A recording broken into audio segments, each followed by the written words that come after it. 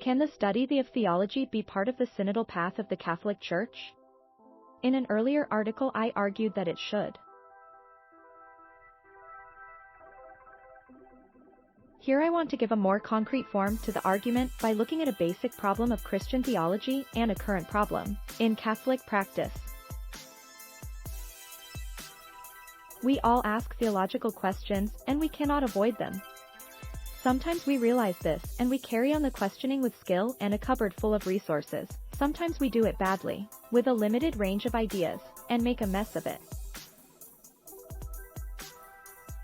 The poor cook has only a handful of recipes, relies on tins of sardines, and cannot cook a piece of meat without burning it. The good one has enough training and built-in resourcefulness that with the same ingredients we get an interesting meal.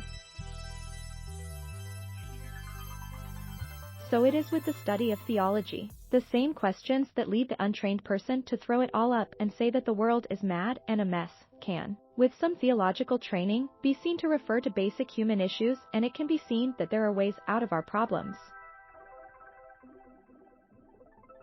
Discourse can then replace discord, and enlightenment can take the place of bigotry and ignorance. I want to develop this by looking at a couple of situations where there is a common sense answer and another, more theologically informed answer. Then I will leave it up to you to choose. Situation 1, living as an individual disciple, what is God? Everyone I meet appears to know what the word God means. For a great many people I meet the answer is simple, there is no God. It is an illusion, and the universe does not need a God, and there is no evidence in human life for God. Just look at suffering.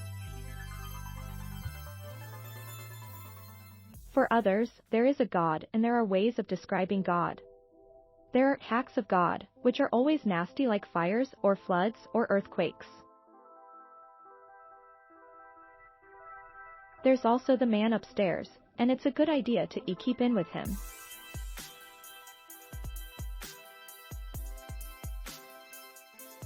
This man upstairs is very much like a lord of the manor whom you do not really like, indeed resent, but you know that you have to be nice to him, as you do not want the consequences of making him angry. I know other people who cannot utter a sentence without mentioning God, and God seems to be the actual motive force of everything, except for some reason he keeps hiding. So it is thank God for a lovely day, but what about the storms that kill people? Or, God is above us all, so no need to worry.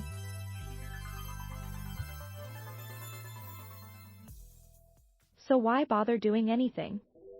Or, do not be sad, God loves us, but I am sad and I want to shout out in anger as the agony of death, decay, and destruction I see around me. By contrast, most other words need very careful definition.